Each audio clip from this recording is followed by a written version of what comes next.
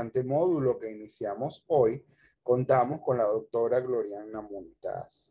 La doctora Gloriana Montaz es una psicóloga que ha tenido estudios en el área de neurociencia en la ciudad de Chicago, donde estuvo trabajando como investigadora y como ofertando, digamos, sus servicios clínicos en personas con problemas neuropsicológicos. Adicionalmente, tiene estudios en el contexto jurídico forense, es decir, de la psicología aplicada a los contextos jurídicos y forenses. Y adicionalmente tiene un doctorado en psicología con orientación en neurociencia cognitiva, con lo cual se configura el contexto de formación académica suficiente para todo lo que vamos a conversar. Pero adicionalmente, la doctora Montaz tiene ya por lo menos un par de décadas de experiencia de trabajo clínico, con una abundante experiencia en el manejo de situaciones atencionales, tanto en niños como en adultos, como en envejecientes. Por tanto, nos va a poder aportar mucha de esa experiencia a partir de las preguntas que ustedes tengan y los comentarios que ustedes tengan respecto a esta temática.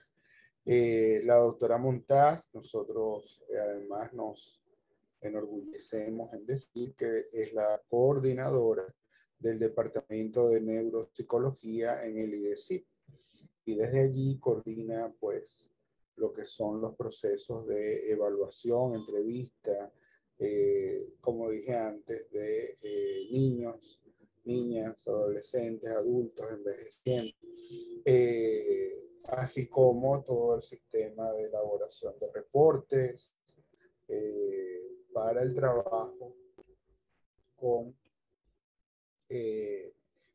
otros especialistas, colegios, neurólogos, pediatras. O sea que hoy tenemos a alguien que nos va a poder aportar mucha información. Sin más, entonces les voy a dejar con la doctora Gloria Montaz, quien pues nos acompaña acá en la sala para que se presente y les conozca a ustedes y puedan iniciar esta clase de hoy. Bienvenida, doctora Gloriana Montaz. Aquí le dejo el auditorio en pleno para su módulo. Bueno, muchísimas gracias al doctor Castellanos por su generosa introducción. La verdad que muy honrada de que siempre me tomen en cuenta para estas actividades en las cuales yo me siento muy feliz de participar. Participar con los maestros para mí es un sueño. Para todos los que trabajamos con sistema de atención en salud, que trabajamos con niños, con adolescentes, poder trabajar con ustedes que de manera indirecta siempre tenemos algún contacto, ¿no? Ya sea porque el colegio nos refiere a los casos o porque los padres nos hablen de la situación escolar. Pues aunque no estemos directamente conectados, pues nos sentimos como parte del equipo que estás trabajando con estos chicos con los que ustedes trabajan. Como decía el doctor Castellanos, también para mí es de mucho agrado trabajar esta temática. Es una de mis temáticas favoritas, el déficit de atención, y me ha tocado pues trabajar, como dice él, por mucho tiempo con esta temática. Y como vamos a ver también, yo digo que hasta desde mi casa, ¿no? Yo también tengo déficit de atención aquí viviendo en mi casa, y creo que esa es la mayor escuela que una persona puede tener, es tener familiares, tener niños que tengan déficit atencional y entender desde adentro todas las dificultades que eso acarrea, pero también ver cuáles son las diferentes estrategias que podemos tener para trabajarlo. Como comentaba el doctor, vamos a estar trabajando hoy, el jueves y el martes que viene. En el día de hoy vamos a estar abordando aspectos neurofisiológicos del déficit de atención, así como los aspectos clínicos que les permitan a ustedes, como él decía, identificar porque muchas veces son ustedes los primeros que identifican el déficit atencional. Nadie sabe de nada y es el maestro el que da la voz de alerta y dice algo está pasando, algo no está bien, esto necesita de una ayuda adicional y nos sirve de mucho a los que trabajamos con esta temática que los casos nos lleguen cuando tienen que llegarnos. Por otro lado, también es importantísimo saber discriminar, porque hay casos que en realidad parecen déficit atencional y no lo son, y entonces también es importante de entender cuáles son esos periquitos que nos llevan en este proceso investigativo, digo yo. Esto es como Sherlock Holmes, cuando uno se pone ahí a escudriñar, a ver si esto es o es otra cosa o de qué se trata. Y nada, estoy seguro que ustedes han trabajado con muchísimos casos, han tenido casos de cerca, han tenido casos complejos, han tenido casos que sospechan y entonces espero poder aportar al trabajo que ustedes van a seguir haciendo, ¿no? En el próximo año escolar que ya casi recién inicia. Entonces, bien, como les decía, hoy vamos a estar hablando inicialmente de los aspectos neurofisiológicos y para mí es muy importante que empecemos con esos aspectos, porque para entender el déficit atencional o entender la persona que tiene esta condición del déficit de atención, pues tenemos que entender el aparato que lo genera, ¿no? ¿De dónde viene? El déficit de atención no viene de la mano ni de los pies, viene de la cabeza. Entonces, si yo entiendo el cerebro y entiendo cómo el cerebro atiende, entonces también puedo entender cuándo desatiende, cómo y por qué y qué está pasando ahí, ¿no? O sea que por eso para mí es muy importante que entendamos la fuente, que vayamos a la fuente de todo lo que hacemos en nuestra vida, incluyendo la capacidad de atender, de controlar los impulsos de la parte motora y todas esas cosas que tienen que ver con las dificultades atencionales. Voy entonces a compartir pantalla. No sé si me pueden confirmar de alguna manera que están viendo la pantalla. Puede ser a través del chat. Si me dicen que la están viendo conmigo y así continúo. Quiero saber si la están viendo. Sí, veo manitos levantados, o sea que veo que están viendo la pantalla. Si tienen alguna dificultad, excelente, pues me dejan saber para que nuestro equipo técnico pues, pueda trabajar con dicha dificultad, si hay alguna. Entonces, aquí tenemos una presentación, ya esa presentación fue enviada al equipo técnico para que la tengan en la plataforma. Les exhorto a que anoten las preguntas que tengan sobre esta parte del material. Yo sé que ustedes van a tener muchas preguntas y muchas vivencias con respecto al tema, pero recuerden que la parte del rol de ustedes, de la parte del docente, eso lo vamos a trabajar el jueves. O sea que no se desesperen porque hoy no hemos llegado hasta ahí, porque eso va a ser por parte. Hoy quiero que me hagan preguntas sobre esta temática para que al final las que podamos responder, pues las trabajemos y si no, pues sigamos a través de la plataforma respondiendo las preguntas y las inquietudes que ustedes puedan tener. Muy bien. Entonces vamos a hablar de este déficit de atención en el sistema escolar. Y para eso, pues aquí volvemos a nuestro cerebro. Yo sé que ustedes han estado trabajando con algunos de mis compañeros y visto temas de neurofisiología. Y bueno, ya se van empapando de este proceso del entendimiento de cómo funciona. Aquí tenemos una foto de un cerebro que tiene señalada algunas estructuras que van a estar saliendo a medida que vayamos hablando. Entonces aquí tenemos corteza prefrontal y yo sé que en otra de los módulos ustedes van a estar trabajando el tema de funciones ejecutivas de manera muy a profundidad, o sea que cualquier cosa que se me quede sé que por ahí lo van a poder completar. Corteza prefrontal, que es la parte de aquí de mi cabeza, la parte de la frente. Estamos hablando aquí de la corteza parietal posterior aquí detrás, giro fusiforme y sustancia reticular. Y así rápidamente les digo, la sustancia reticular tiene que ver con la capacidad de alerta, tiene que ver con la capacidad de poder responder a los estímulos del medio, ¿no? Despierto versus dormido versus relajado, esa activación del cerebro, el nivel de activación, eso tiene que ver la sustancia reticular, que es una estructura en la base de nuestro cerebro.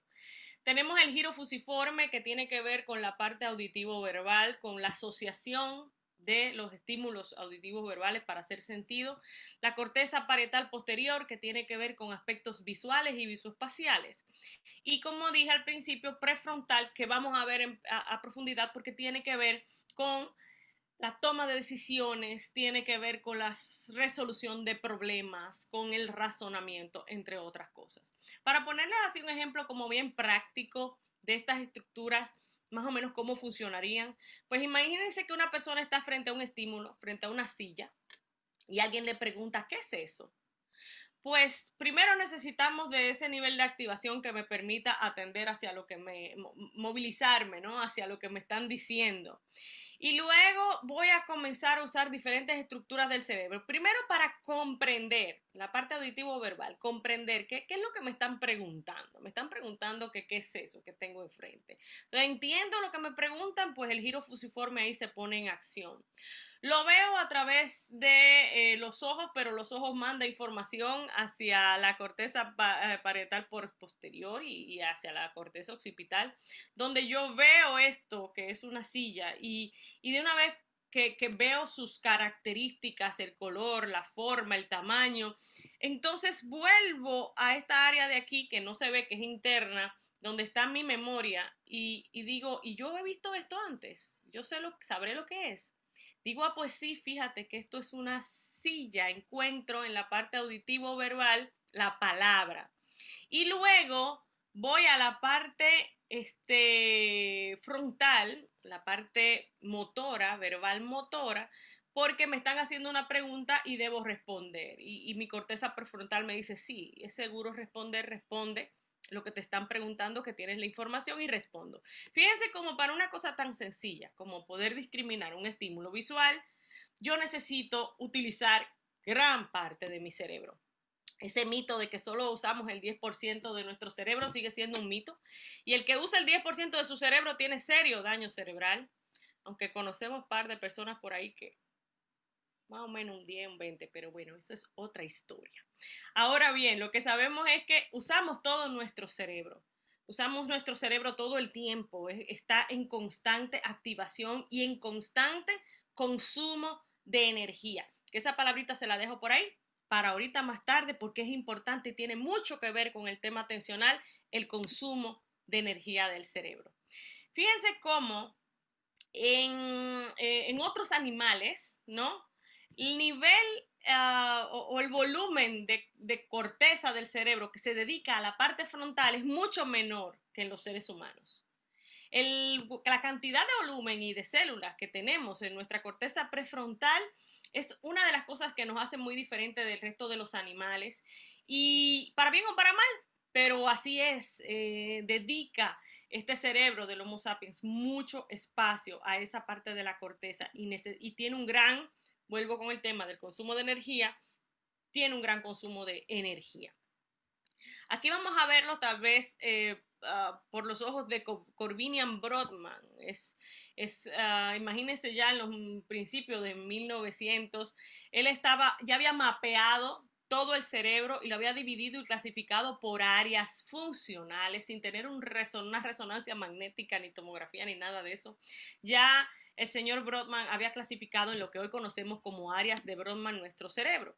¿Y qué nos interesa de ahí? Bueno, como el cerebro está clasificado en áreas y todavía esa nomenclatura se utiliza hoy, las áreas de Brodmann nos dice que del área 9 a la 12, aquí está la 9, la 10, la 11, esto es en el lado, en el lateral de nuestro cerebro, y el área 12, que está en la parte interna, esto es un corte como a la mitad del cerebro, donde se ve por dentro, toda esta parte prefrontal tiene que ver con la capacidad de generación de ideas abstractas, la capacidad de abstraer, el juicio, que no es más que la toma de decisiones adecuadas a la situación que se me esté presentando, al manejo y la modulación de los sentimientos y las emociones y la personalidad, casi nada, todo esto en nuestro frontal, en nuestro prefrontal.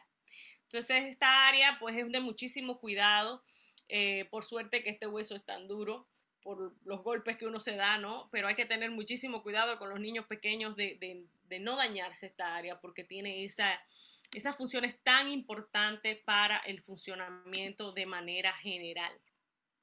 Esta es otra manera de clasificar esa área frontal, ¿no?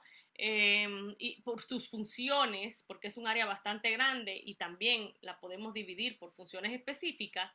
Y aquí podemos ver que en la parte dorsolateral, o sea, la parte del lado, tanto del derecho como del lado izquierdo, tenemos esa corteza prefrontal dorsolateral, donde se generan y se comparan todas las opciones y se adoptan decisiones, toma de decisión, y se permite aprender de los errores, que es importantísimo, como sabemos, para todos los procesos de aprendizaje. Eso nos lo permite el área lateral. Por otro lado, el área órbito-frontal, que sería, imagínense que aquí hay un corte, ¿no? de la forma del cerebro y la parte que está encima de las órbitas oculares, por eso se llama órbito frontal, pues es quien tiene que ver con ordenar las acciones y poner en práctica las decisiones que razonó la corteza prefrontal dorsolateral. Es quien activa, toma la iniciativa, pero también quien frena. Quien tiene el freno de decir, no, por ahí no te vayas, es el órbito frontal. Cuando una persona no tiene mucho filtro, cuando una persona no tiene mucho freno, se le va el seguro rápido, ese órbito frontal no está funcionando muy bien y así como nos conocemos unos cuantos, yo lo sé.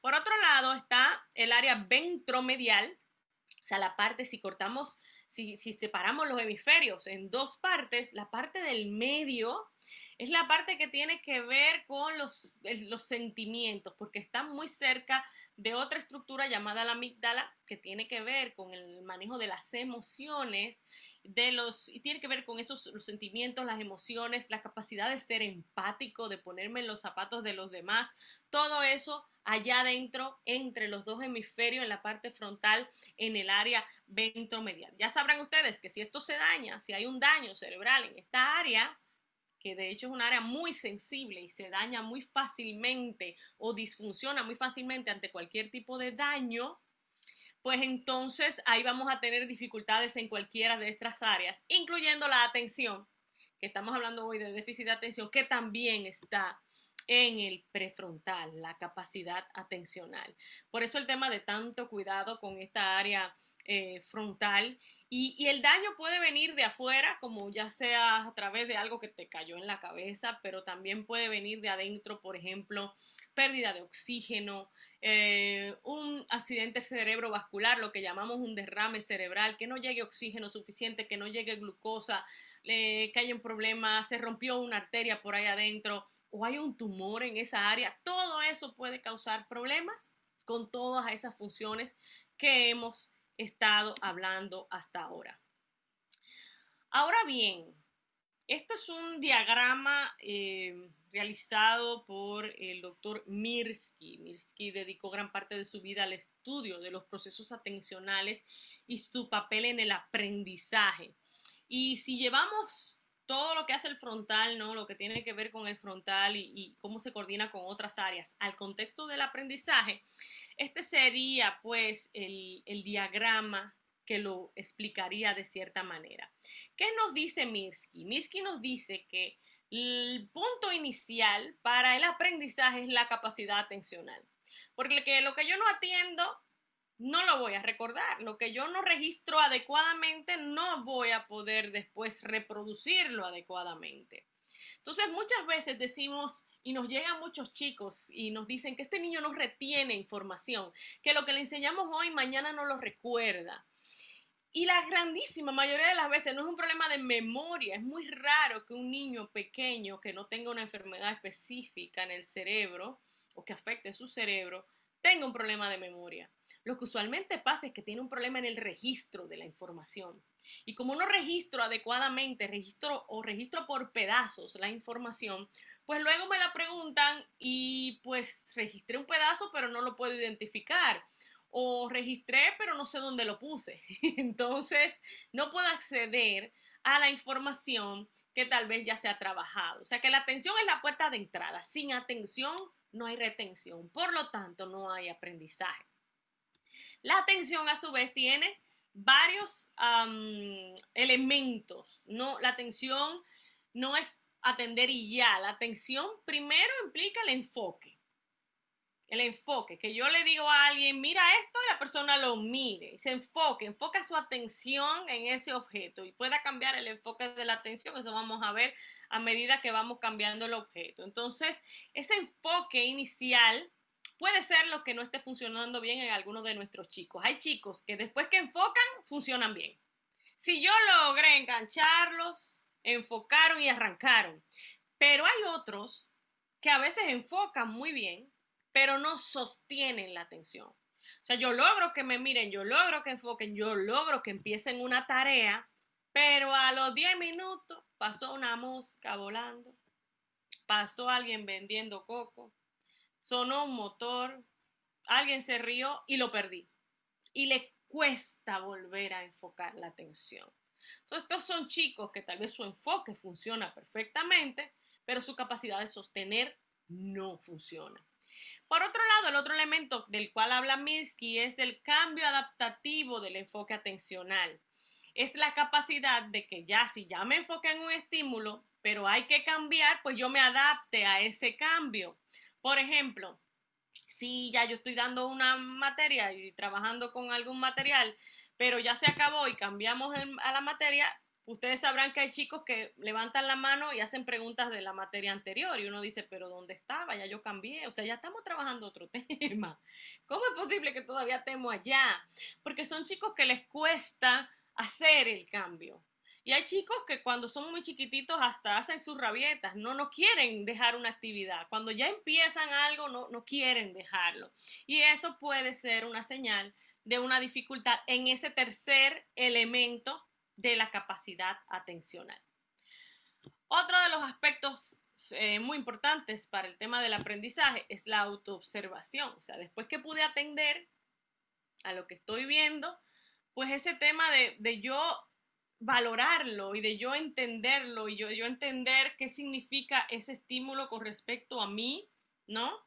Y qué estoy haciendo, qué tengo que hacer, cómo tengo que abordarlo, pues esa autoobservación es parte muy importante. Y luego iríamos a lo que conocemos como la memoria codificada o la codificación de la memoria.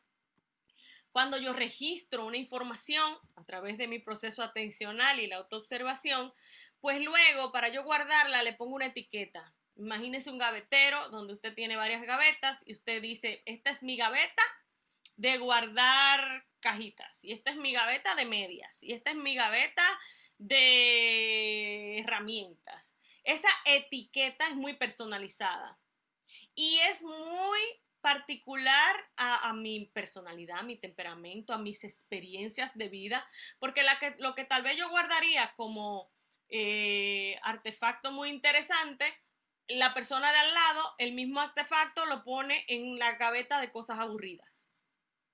Esa codificación es muy de cada quien. Ahora ya sabrá usted que cuando yo guardo algo en mi gaveta de cosas interesantes, esa gaveta yo la tengo arriba, cerca de mí, para visitarla de vez en cuando. Pero cuando yo guardo cosas en esa gaveta de cosas que no me interesaron, aburridas o que no me hicieron sentir bien, esa es una gaveta que yo tengo allá abajo y que no abro mucho. O sea que la codificación de cierta manera es importante, pero la codificación adecuada. Porque si yo lo guardo con una codificación equivocada, pues entonces después no encuentro eso que guardé. Pero está ahí, esa es la gaveta de las cajitas, sí, pero esa cajita pues se quedó en otra gaveta, ¿no?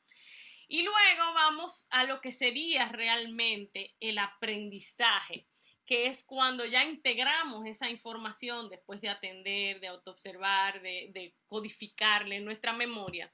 Entonces hacemos los cambios necesarios en base a ese aprendizaje, porque hay aprendizajes que cambian el resto de cajitas, ¿no? Que cambian el resto de gavetas, que cambian todo, porque ya yo aprendí que ahora yo tengo que hacer esto y lo incorporo dentro de mi diario vivir. Es como ahora que aprendimos todos a vivir con mascarilla, con manita limpia, ya lo incorporamos, ya es parte, ¿qué se me olvida? La mascarilla, ya sabemos, tengo en el carro, tengo en la oficina, ya es parte de nuestro diario vivir, ya lo aprendimos y ya, a fuerza, que no que nos guste, pero ahí está aprendido. Muy bien.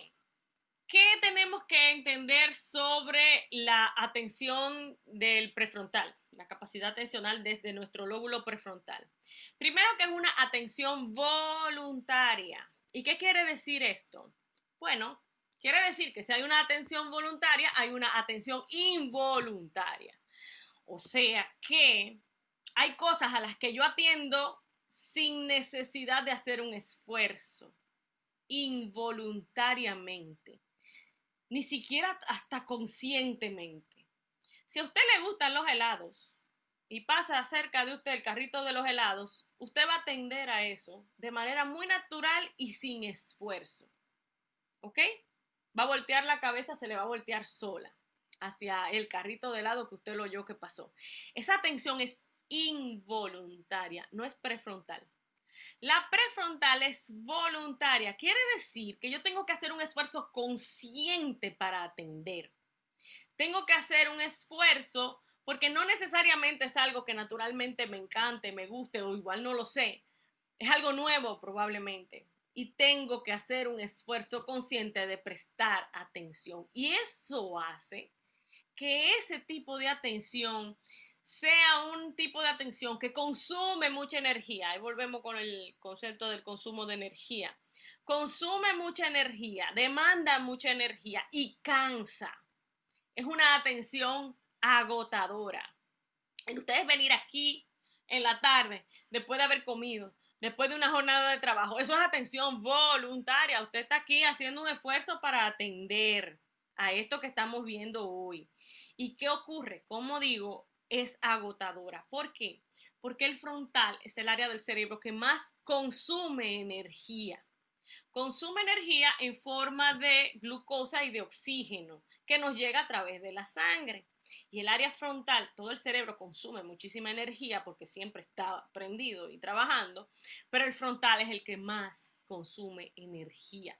Bien, y eso es importante entenderlo porque ya nos comenzamos a trabajar desde la empatía, de entender que atender no es un fly al catcher y que tenemos que hacer un esfuerzo importante para mantener la atención de nuestros estudiantes. Esta atención puede ser selectiva en el sentido de que yo escojo a qué atender y evito atender a otras cosas. Puede ser sostenida en el tiempo, maneja pocas unidades de atención, no puedo atender a muchísimas cosas al mismo tiempo, aunque hay personas que tienen mejor habilidad para eso. Las mujeres suelen tener mejor habilidad para el multitasking, pero no solo, hay también hombres que también lo hacen. Y cuanto más nueva, más compleja es una información, pues más fácilmente se agota la atención. Entonces, el primer día que usted presenta un material que es nuevo para el estudiante, ese día ellos van a acabar más cansados. Ahora, cuando usted hace un repaso y vuelve y lo toca, ya el consumo de energía no es tan alto. Te toma menos tiempo volverlos a conectar. Pero esa primera vez consume energía y toma, ¿no? Cansa de cierta manera a los procesos atencionales. Entonces, cuando ponemos algo muy cargado de información nueva, todo el día de nuevas informaciones, pues ya ustedes saben cómo acaba ese cerebro, ¿no? Súper cansado. Otro aspecto importante sobre el enfoque atencional es que necesita fijarse en un aspecto de la realidad y prescindir de los restantes. Para yo enfocarme en algo, tengo que olvidarme del mundo, ¿no? Que es parte de lo que le pasa a estos chicos con dificultades atencionales que no pueden evitar atender a todo al mismo tiempo. Y como están atendiendo a todo al mismo tiempo, pues al final no atienden a nada, porque no se puede. Ya hablamos de que la capacidad atencional prefrontal maneja pocas unidades de atención. Tiene mucho que ver con algo que conocemos como la memoria de trabajo, que lo manejaremos más adelante, sobre todo cuando ustedes estén hablando de función ejecutiva. Y tenemos que saber que los ejercicios de atención pueden ayudar a fortalecerla. La atención se desarrolla, o la capacidad atencional frontal, entre los 4 y los 7 años de edad. Y aquí me voy a parar con algo, tal vez una pregunta. ¿Y a los 3 años yo puedo saber si un niño tiene déficit de atención? No, porque no se ha desarrollado la capacidad. No podemos adelantarnos a lo que el cerebro todavía no ha madurado de manera natural. Entre los 4 y 7 años se está desarrollando ese tema atencional, pero no quiere decir que se terminó ahí. ¿Ustedes saben hasta cuándo el cerebro todavía está mejorando su capacidad atencional y trabajando la capacidad atencional? Hasta pasados los 20, 25 años de edad, el cerebro está trabajando con temas de atención y control de impulsos y autorregulación. Hay chicos que van a ser muy maduros en este sentido y que van a desarrollar una capacidad atencional espectacular tempranísimo, pero hay otros que no. ¿Por qué? Porque en el neurodesarrollo no se madura todo al mismo tiempo, porque todos somos diferentes.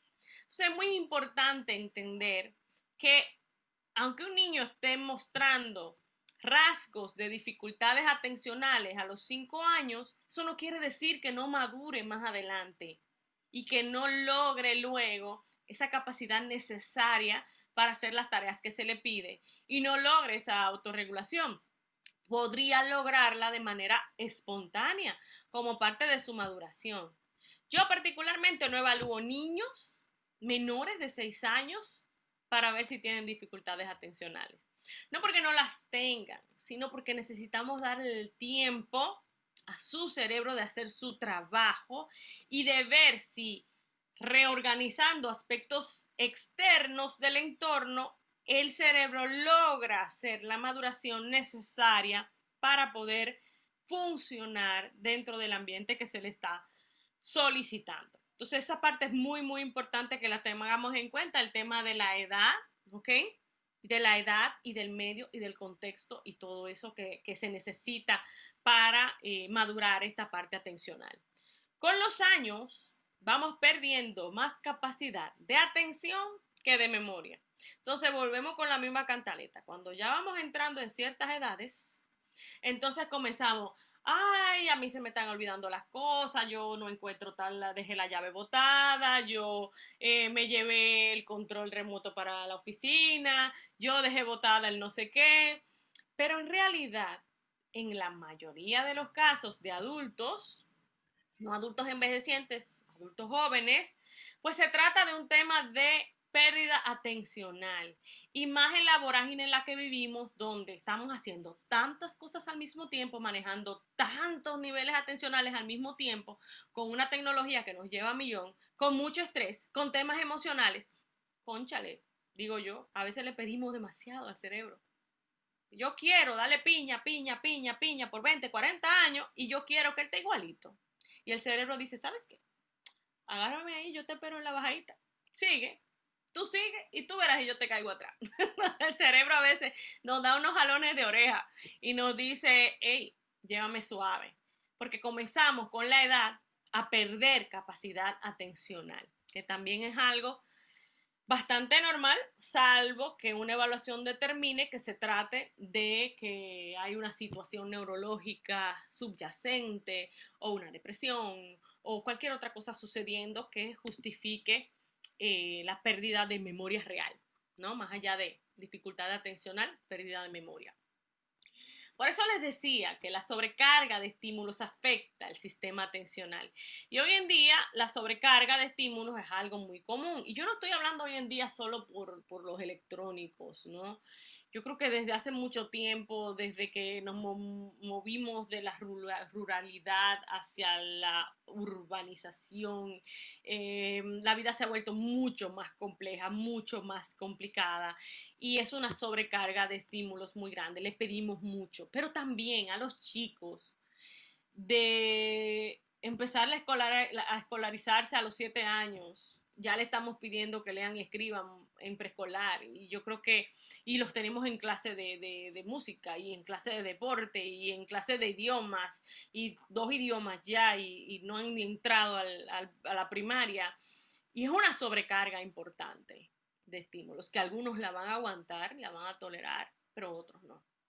Entonces también eso es importante saberlo, hasta qué punto lo que está pasando es que estamos viendo una sobrecarga de estímulos. Y claro, el tema de los electrónicos está ahí, es una sobrecarga importante, sobre todo ahora en pandemia, con el tema de la cantidad de horas de pantalla y demás, de unos estímulos muy rápidos, de unos estímulos valga la redundancia, muy estimulantes, ¿no? Que dan puntos y brincan y saltan. ¿Y quién compite con eso después, no? El cerebro se queda buscando, pero tú también brincas, salta y despatíllate. Y no es algo con lo que podamos competir. No andamos regalando estrellas y monedas como los videojuegos.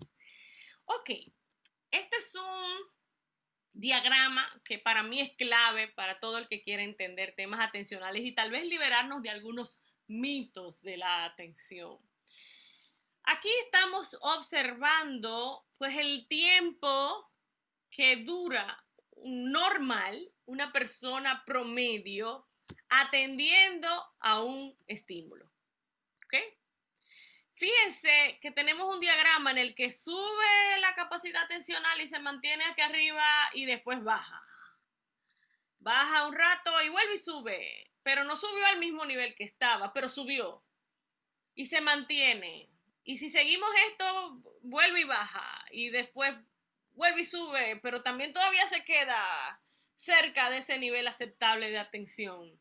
Y así hasta el punto donde no podemos atender más porque el cansancio nos ha vencido. Esto es lo normal. Nadie atiende 2 horas con súper hiper atención terrible a algo, salvo, vuelvo y digo, que la persona esté hiper enfocada en un estímulo que es muchas veces involuntario, que le gusta mucho y ahí sí podemos mantenerla por más tiempo. Pero en este proceso de voluntariedad, de tener que atender a una clase que no era lo que yo necesariamente quería o lo que yo pedí, sino que es lo que toca porque el currículum así lo dice, pues este tipo de atención sube y baja. Fíjense que los muñequitos de niños pequeños no duran más de 15 minutos y van a comerciales. Y está bien por los comerciales, pero también porque no aguantan ver una cosa muy larga por mucho tiempo. Están hechos para tener una inflexión importante, interesante en ese momento y después bajar los niveles, para volverlos a retomar y después volver y bajar. No puede ser intenso todo el tiempo, pero tampoco puede ser lento todo el tiempo, porque las personas atendemos, como dice aquí, por unos 20 minutos en promedio en nuestro mejor umbral de atención. Arranca la atención para arriba, nos quedamos ahí montados y comenzamos a bajar. Y ese bajar no quiere decir que nos vamos, puede ser que pensemos en otra cosa, puede ser que bajemos la cabeza un momento, nos desconectemos un poquito y después sigamos escuchando. Y eso lo hacen ustedes mientras me están escuchando a mí y yo soy consciente de eso. Pero estoy clara de que nadie puede estar enchufado porque por un periodo muy prolongado de tiempo, porque, como decíamos, el consumo de energía es muy, muy grande y el cerebro se cansa y tiene que descansar. Pero entonces, Gloriana, los muchachos se pegan a los juegos electrónicos y duran 2 horas, 3 horas pegados y están atendiendo. Claro, porque esa atención es involuntaria. No estamos compitiendo con ese nivel de estímulo. Y no podemos competir con ese nivel de estímulo. Eso es algo que el muchacho quería, que el muchacho escogió, que le da premio a cada rato, que es chévere, que comparte con sus amigos. No es lo mismo atender a algo que me gusta que atender a algo impuesto que otro diseñó para mí. ¿Estamos claros? Y esa es la situación en la que nos vemos los maestros muchas veces. Yo que también doy clases. Entonces, pero en la universidad.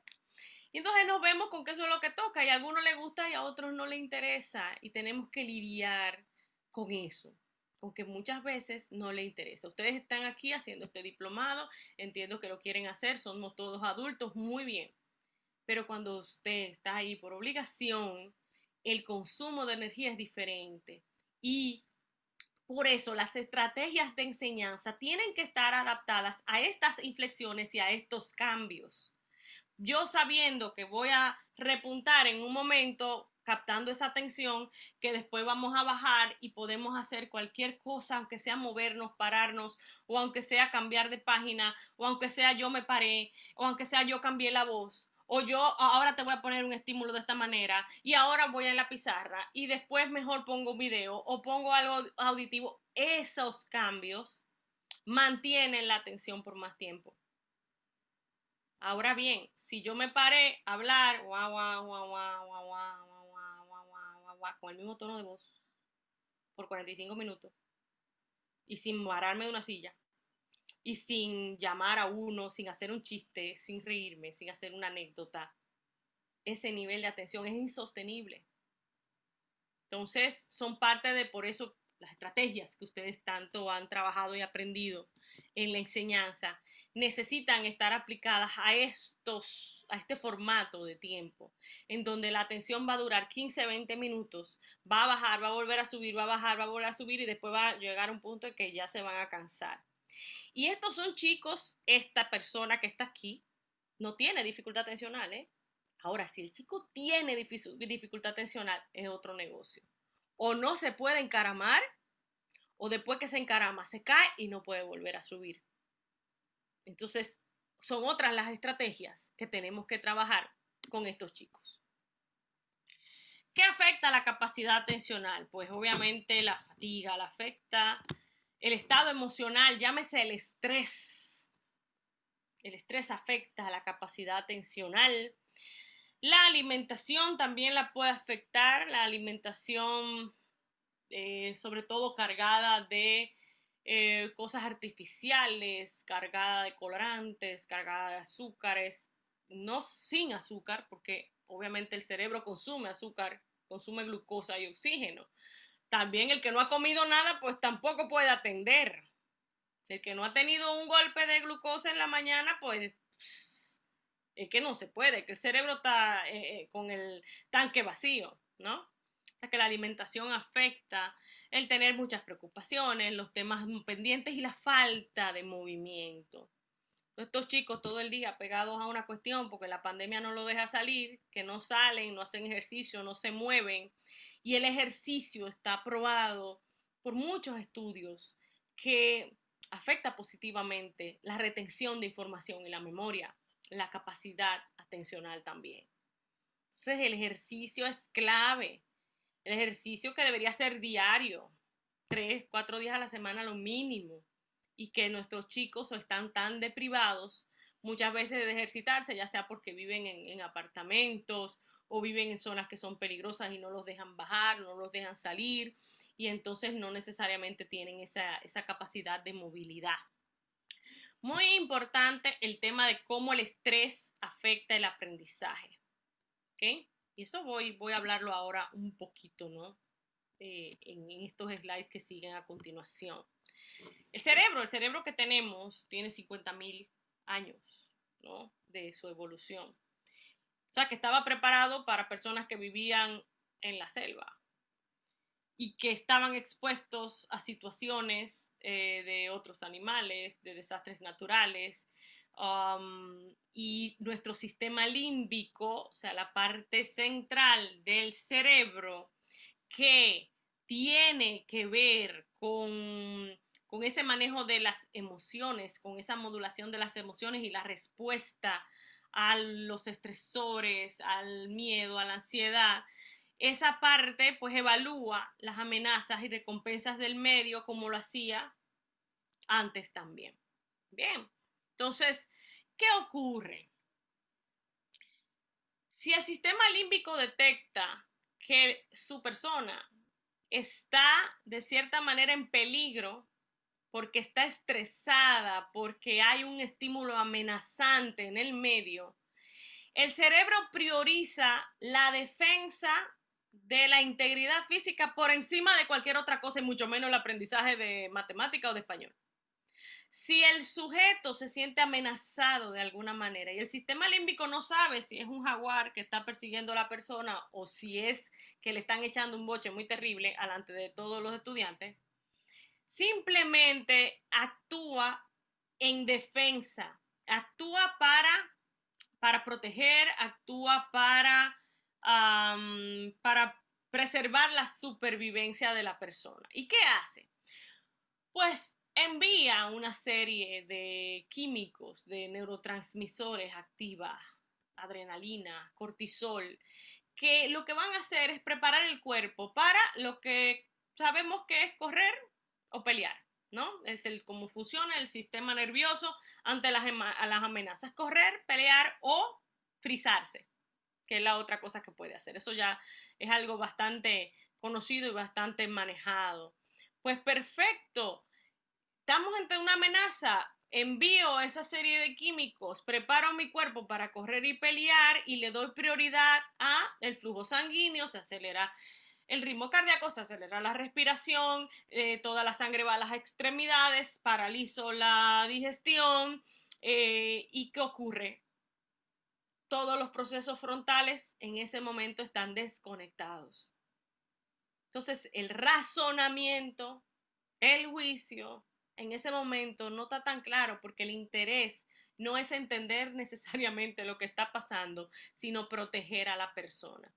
Entonces, cuando un niño está en un contexto de aprendizaje en el cual se siente amenazado, en el cual se siente vulnerado, en el cual se le va maltratado de alguna manera, eso no es un lugar donde apropiado para que el aprendizaje se dé. Bien, y eso es algo que tenemos que tener claro porque las personas se pueden sentir amenazadas por diferentes cosas. Puede ser una situación de bullying, puede ser una situación con un manejo de una situación específica que se dio. Puede ser que viene de la casa con una situación similar porque en su casa se están matando, los papás se dieron golpe antes de que la persona llegara, o por cosas que ha visto, por cosas que ha oído, una situación de abuso, y eso impide el aprendizaje. Y lo asumimos como un tema muchas veces cognitivo, no, porque este cerebro, no, porque el muchacho tiene un trastorno en la capacidad intelectual, no, porque mira cómo está en el aire y no atiende, y no necesariamente, muchas veces esta es una respuesta al estrés agudo o al estrés crónico que el cerebro está dando. ¿Qué podemos hacer para captar la atención de nuestro sistema límbico, o sea, de esa parte interna subcortical de nuestro cerebro que nos ayuda a manejar las situaciones amenazantes y estresantes?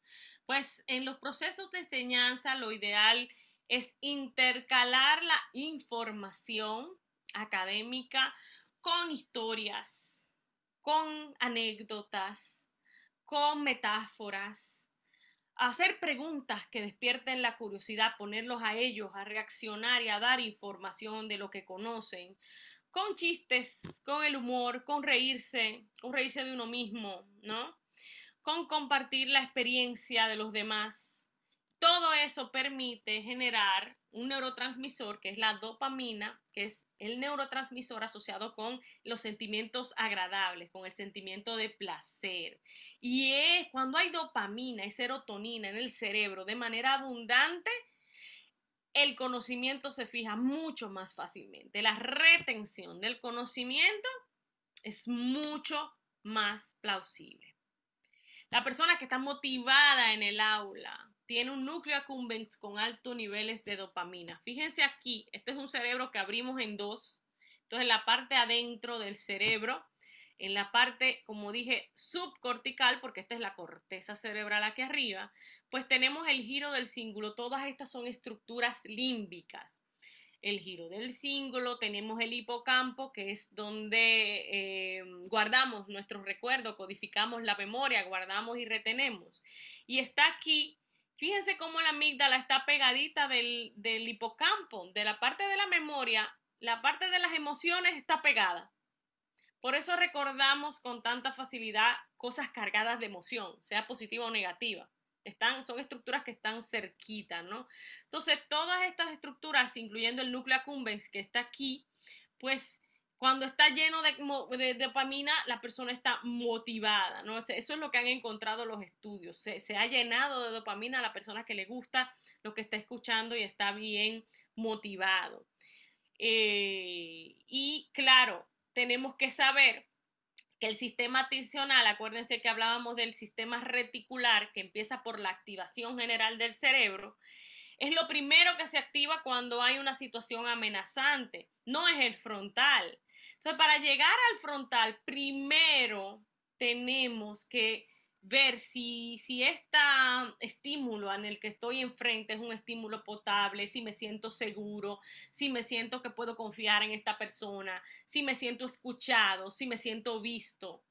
Ahí se abre el frontal. Está listo para la atención y está listo para la retención de la información. Pero si yo en el contexto en el que estoy no me siento así, entonces ni siquiera llegamos al frontal, porque es que el resto del cerebro no lo permite porque prioriza, como dije, temas relacionados con la supervivencia. Si el contexto del aprendizaje es percibido entonces como amenazante, los prefrontales se desconectan, que eso era lo que habíamos dicho ahorita. Y fíjense que aquí vuelvo atrás, nos habla de cómo el cerebro social, la parte social del cerebro nos ayuda también a mantener la atención. Y es algo que se ha perdido en el tema de las clases virtuales y la pandemia.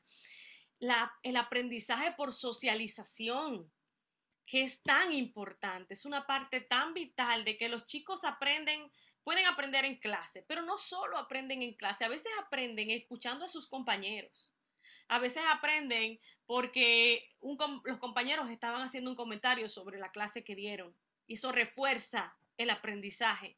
El aprendizaje es más allá de lo que pasa en el aula y hemos perdido una grandísima parte con estos chicos solos que no tienen esa socialización que refuercen las cosas que han aprendido.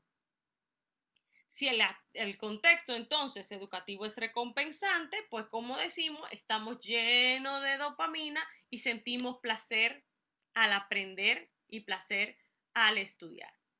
Ahora bien, esta última parte vamos a dedicarla a hablar del déficit de atención per se, de esos criterios que nos permiten discriminar y entender si esto que tenemos aquí, si sospechamos que es un déficit de atención o no, o pudiera ser otra cosa. Bien, para eso vamos a ver algunos aspectos históricos del déficit de atención. Y bueno, inicialmente se entendía, se le dio el nombre de defecto del control moral. Estamos hablando de inicio de los 1900. Luego se cambió el nombre a disfunción cerebral mínima. Más adelante se acuña en 1960 y 70 el concepto de la hiperactividad. Y luego hablamos de lo que conocemos como el déficit de atención y control de los impulsos, y a partir de la década de los 90 acuñamos ya conceptos que utilizamos hoy en día, que es el concepto de autorregulación y de control inhibitorio. O sea, lo que va más allá del déficit atencional. Hay chicos que tal vez atienden muy bien, pero eso no quiere decir que no tengan una dificultad de autorregulación. Y entonces estamos viendo muchos chicos que nos confunden, pero él atiende, pero entonces hace tal cosa, porque muchas veces son cosas totalmente separadas que se dan en los chicos que vemos. ¿Cuál es la prevalencia? Aspectos ya estadísticos del déficit de atención. El 80% de los diagnósticos se hacen en varones. La mayoría de los diagnosticados son varones, pero sí tenemos chicas. Yo creo que hay muchas chicas con déficit de atención que pasan desapercibidas por el radar, porque como los chicos suelen ser más hiperactivos, o sea, tener el componente de la hiperactividad, muy activos, pues entonces la niña está sentada y está mirando hacia la pizarra y mira hacia adelante y el profesor dice, no, pero no tiene déficit de atención porque ella atiende, mira, ella está mirando la pizarra. Pero no quiere decir que está atendiendo, igual está en Belén con los pastores, con la cabeza ahí pegada mirando la pizarra y haciendo que sí con la cabeza y para nada está atendiendo. Está en otra galaxia. Y esos no retienen. Ah, pero que no retiene, que no atiende. Pero no quiere decir que porque no sea hiperactiva no tenga un déficit atencional. Entonces creo que muchas chicas pasan por debajo del radar y como suelen ser más aplicaditas, pues entonces pasan desapercibidas. Pero ciertamente igual los varones son más diagnosticados y es más probable que tengan un déficit de atención que las niñas. Se dice que entre un 2 y el 18% de niños en edad escolar pueden tener déficit de atención. Eso es variación, es tan grande porque depende de si estamos en un país donde hay programas para hacer muchos diagnósticos o no. Entonces, depende mucho de temas de políticas públicas, entre otras cosas. Y entre el 2 y el 4% de los adultos pueden ser diagnosticados también con déficit de atención. Es un diagnóstico complicado por la frecuente comorbilidad en condiciones tales como problemas de aprendizaje, otros problemas de aprendizaje que no son atencionales, trastornos de conducta, ansiedad, situaciones psicosociales y familiares que también se dan al mismo tiempo o de manera concomitante. El costo del déficit de atención es altísimo. En Estados Unidos un estudio estimó entre 143 y 266 mil millones de dólares el costo para el costo federal de lo que significa tener déficit de atención, y entre 1.260 a 2.360 dólares por hogar. Y yo me lo encuentro poquito, probablemente más. El sistema de salud ha gastado una cantidad exorbitante en los estudios realizados con niños y las situaciones de los costos de los tratamientos y medicamentos, entre otras cosas. Y el sistema educativo para hacer las adecuaciones necesarias para tener estos chicos y que puedan avanzar a pesar de su condición, pues también el costo ha sido bastante amplio. Otro costo escondido del déficit de atención es que los padres tienen que ir a muchas reuniones, tienen que dejar de producir porque los llaman constantemente del colegio, que pasó esto, que pasó lo otro, que ven, búscalo, que tienen que ir a muchas citas, que tienen que ir a las terapias y pierden producción, ¿no? por este tema. O sea que el costo en este estudio realizado en British Columbia, esto es Canadá, nos dice que el costo anual es de $4.900 por niño. Son muy, muy altos los costos. ¿Cuáles son las características clínicas entonces del déficit de atención? Bueno, hay tres grandes grupos en los que podemos clasificarlo: los tipos inatentos, los tipos hiperactivos impulsivos o los tipos combinados, que son todo eso, tanto inatento como hiperactivo impulsivo. Hay chicos que atienden, que su característica principal es la impulsividad o la hiperactividad, porque inclusive yo las separaría. Hay chicos que son hiperactivos pero no son impulsivos, o que son impulsivos y no son hiperactivos, pero bueno, así está la clasificación, ¿no? ¿Qué me dicen los criterios del Manual Estadístico y Diagnóstico para Enfermedades Mentales? Pues me dice que para uno ver si la persona es de tipo inatento, tiene que tener un mínimo de 5, bueno, en adultos 5, en niños 6 o más de los siguientes síntomas. Y ojo, estos síntomas que voy a leer a continuación, que voy a presentar de cierta manera, tienen que darse en todos los lugares. Si el niño es solo hiperactivo en la casa y no en el colegio, probablemente no es una condición. Es un tema de manejo y es un tema del ambiente sociofamiliar. Que solo es inatento aquí, pero no allá. En la clase de no sé qué le va muy bien, pero con el profesor tal es inatento, pero con el otro no. No, señor. El inatento es inatento aquí y en Pekín. Y eso es importante saberlo.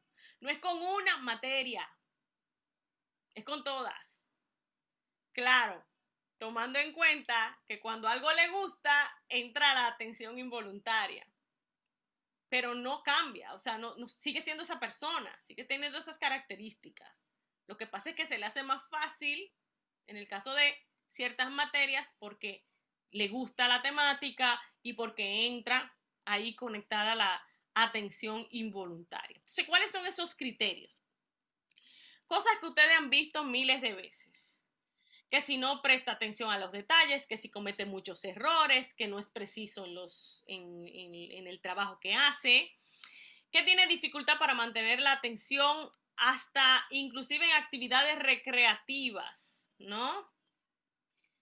No escucha cuando se le habla, se le llama y es como si estuviera sordo. Fulano, fulano, fulano, y no presta atención, ¿no? Como si no estuviera ahí. Le cuesta seguir instrucciones o empieza algo y después no lo termina. ¿Ok? Tiene dificultad para organizar lo que tiene que hacer. Si tú le dices lo que tiene que hacer y te dice que entendió, pero cuando tú le dices, explícame qué tienes que hacer, los pasos que tienes que dar para lograr eso, se queda, es que no, se cruza, ¿qué tengo que hacer primero? No puede priorizar, no sabe qué materiales necesita conseguir, no puede organizar en pasos coherentes lo que tiene que hacer. Evita o le disgusta o no es entusiasta para iniciar tareas que requieren un esfuerzo mental sostenido. Entonces estos chicos dicen, no me gusta la matemática. No es que no le gusta, es que le cuesta tanto trabajo que obviamente dice que no quiere, que no le gusta nada, no le gusta el profesor, no le gustan los números, ¿no? Y se reniega, ¿no? De hacer ese tipo de cosas. Con frecuencia pierde útiles, lápices, libros, mochilas, loncheras, hasta zapatos. Han llegado sin zapatos a la casa. Se distrae con mucha facilidad por cualquier estímulo externo, lo que decía, si pasó el coquero, si alguien habló, si alguien estornudó, pues ya lo perdimos. Olvida las cosas que tiene que hacer y las cosas, y en el caso, bueno, ya en el caso de los adultos, pues olvida sus responsabilidades, ¿no? En el caso de aquí estamos hablando de la hiperactividad. Niño hiperactivo se refiere a mucha actividad. También se tienen que dar 6 o más de los siguientes síntomas en todos los contextos, no en uno solo. Con frecuencia golpea o juguetea con las manos o los pies, se retuerce en el asiento, es como que no puede estar sentado, como que tiene chinches, decimos, tiene chinche en el trasero, que no puede estar sentado. Se levanta, de repente se para, se inventa que tiene que hacer algo, tiene que ir al baño, tiene que salir, tiene que decirle algo a alguien porque no puede estar sentado. Con frecuencia corretea o se trepa o se sube en momentos que no son apropiados para ese tipo de cosas. Es incapaz al mismo tiempo de jugar en actividades recreativas que tienen reglas. Entonces no sigue las reglas de esas actividades. Con frecuencia está haciendo siempre algo, siempre está como impulsado por un motor, o sea, siempre tiene que estar o moviendo una cosa, o metiéndosela en la boca, o doblándola, o rompiéndola, ¿no? Y la hiperactividad se puede ir al lenguaje, al habla, a la parte motora del habla, y entonces puede ser que hable y hable y hable y hable y hable y no pare. Cuesta mucho parar, por más que le echen boche, que le digan para, ya no es momento de hablar, estamos leyendo. Sigue hablando y hablando. Aquí lo pasé, no, aquí estoy. El tercer componente, que es el componente de la impulsividad, pues con frecuencia responde inesperadamente o antes de que se haya concluido alguna pregunta, le cuesta esperar su turno e interrumpe y se mete en medio de la conversación de repente, o están jugando algo, un grupo de 4 y se mete, yo quiero jugar en el medio del juego, o sea, no puede esperar a decir, pero espera que terminemos la mano porque entonces tú juegues, sino que se mete y quiere jugar de una vez, ¿no? Son bastante disruptivos. Este último DSM-5, o sea, el Manual Diagnóstico y Estadístico de Enfermedades Mentales, hizo algunos cambios y determinó que la edad de inicio usualmente es antes de los 12 años de edad, de inicio de los síntomas, porque en un principio se había dispuesto que fuera antes de los 7 años, pero sabemos que hay chicos que son diagnosticados más tarde, ¿ok? Entonces, por eso, antes de los 12 años, los signos pueden estar ausentes cuando el individuo recibe recompensas frecuentes, está bajo supervisión o ante actividades especialmente interesantes. O sea, especifica el DSM que cuando la persona está en una actividad que sí está muy motivado, que sí le gusta, no necesariamente se van a ver estos síntomas. Y bueno, habla de la prevalencia de entre un 5% más o menos a nivel mundial como promedio.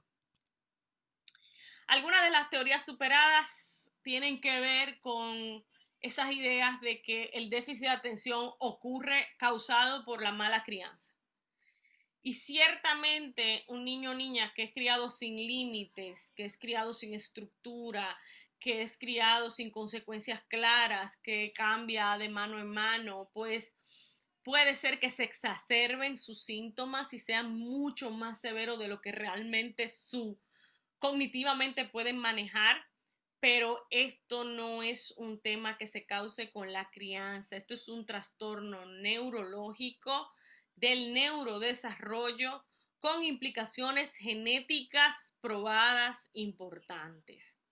Usualmente los chicos que tienen déficit atencional suelen tener un trastorno neurológico o signos neurológicos suaves, ya sea o actividad eléctrica anormal o alguna señal de esas que los neurólogos prueban cuando vas a la consulta que dicen o algo como que no está funcionando muy bien aquí.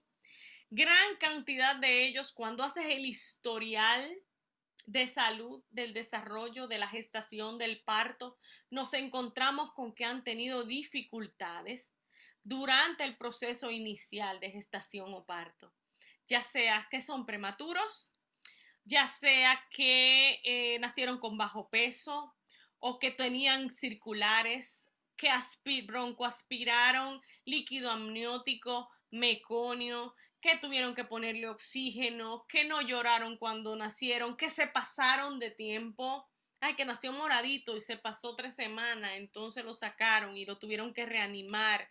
Ese tipo de cosas son muy comunes en nuestros pacientes que tienen déficit atencional o ya de por sí tuvieron una convulsión febril o de cualquier tipo o no febril, o han tenido dificultades durante el sueño, que no duermen, que hablan, que se mueven, y a veces encontramos que tienen ondas anormales durante el sueño, o tuvieron algún retraso, ya sea psicomotor o del lenguaje concomitante a la dificultad atencional, lo que nos sigue confirmando que esto es un trastorno del neurodesarrollo, no es una falla en el carácter, no es solo una mala crianza. ¿Pudiera ser que también exista eso? Sí, claro que sí, y no ayuda para nada, pero no es la causa, es un factor que agrava la situación.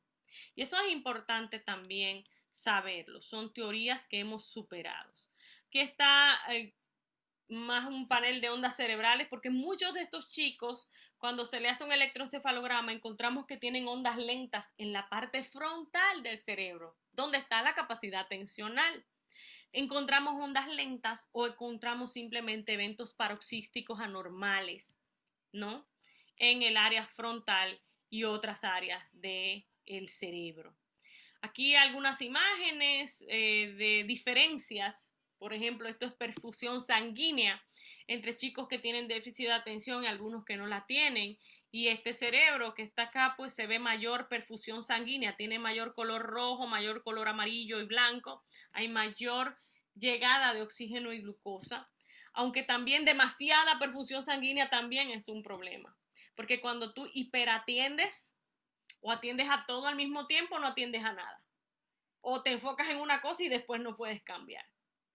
Entonces, también demasiado de una cosa es malo, como dicen por aquí. Aquí otro estudio de perfusión sanguínea con un tomógrafo, tomografía de emisión de positrones, que es como se llama esta técnica de visualización de la perfusión sanguínea. Y aquí estamos viendo temas de amígdala, de cómo no está activada en la persona que tiene déficit atencional, ¿no? Entonces hay anormalidades a veces en las resonancias magnéticas en la corteza prefrontal o ganglios basales en la parte de la base del cerebro, el cuerpo calloso, que es lo que une ambos hemisferios. Podemos encontrar esas imágenes que vimos de perfusión sanguínea anormal, hipoperfusión, o sea que no llega suficiente glucosa o oxígeno. Y aquí tenemos anormalidades en el electroencefalograma. Y estas son imágenes que usualmente el neurólogo manda hacer a los chicos para ver si hay también, además de tener los síntomas clínicos, si también estamos teniendo esa sintomatología más clásica. En cuanto a genética, los estudios de genética nos dicen que hay una carga importantísima, ¿no? Entre 50 y 80% de la varianza de que los mellizos idénticos adoptados pues tengan ambos sintomatología de déficit de atención y nos habla de evidencias de cambios en el sistema de dopamina, dopaminérgico, que coincide, ¿no? No está llegando la dopamina a donde tiene que estar, a los niveles que tiene que estar con estos chicos que tienen déficit atencional. Entonces, a partir de aquí, de todo esto que hemos hablado hoy, nosotros vamos a hablar un poquito del rol del docente, un poquito no, vamos a hablar bastante. Y no lo vamos a hacer hoy, lo vamos a hacer en la próxima sesión, porque quiero enfocarme solamente en este tema del rol del docente y a partir de lo que hemos visto hoy, que ustedes puedan conversar un poco conmigo, quiero escuchar un poco las preguntas que tengan sobre la parte de neurofisiología que hemos visto para ver cómo empalmamos con esas preguntas que ustedes tienen de su quehacer docente, de cómo impacta esto, de qué puedo hacer en clase. Pero esas preguntas son para esta próxima clase. Las preguntas que quiero ver hoy, tal vez todo lo que pueda tener que ver con la neurofisiología, cómo impacta el estrés, pues esas son las que quisiera discutir con ustedes, quisiera escucharlos finalmente, oírles la voz a algunos de ustedes y por ahí entonces ya reajustar cualquier cosa que tenga que reajustar para la próxima clase según la necesidad que ustedes tengan. ¿De acuerdo? Tengo por ahí a Glenis Alcántara que ya levantó la mano. A Yuberki, a Evelyn y a María. Vamos en ese orden. Glenis, Bien. ¿sí? Buenas tardes, maestra. Buenas tardes. Un placer poder participar en este momento de este diplomado y sobre todo de escuchar su exponencia, porque escuchándola me fui cuestionando algunas situaciones en relación a mis hijos. Y me llama mucho la atención. ¿Puede influir en la parte de lo que tiene que ver con la hiperactividad y el déficit de atención el hecho de que a un niño se le pueda cerrar lo que llaman los médicos la fontanera antes del tiempo que se estipula que debe de cerrarse? Oh, sí, buenísima pregunta, Glenis, y gracias. Sí, ciertamente que la fontanela se sella antes de tiempo puede producir dificultades cognitivas, no solo en temas atencionales, sino también en otras dificultades cognitivas, porque eso implica que tal vez el cerebro no alcance el nivel de crecimiento necesario, porque la fontanela se queda abierta, estos huesos que son blandos en los bebés, para que siga expandiendo el cerebro su tamaño. Y al encontrarse cerrado y no poder seguir creciendo, pues forza a que el cerebro tenga que reorganizar la cantidad de tejido, de células, de neuronas que ahí se están acomodando y pudiera traer problemas, pudiera estar relacionado. Así es, Glenis, gracias por la pregunta. Entonces sigue Yuberki. Sí. Buenas tardes. Buenas tardes, Yuberki, te escucho. ¿Pueden escucharme? Sí, te escuchamos. Sí, buenas. Yuberki, ¿no me escuchas?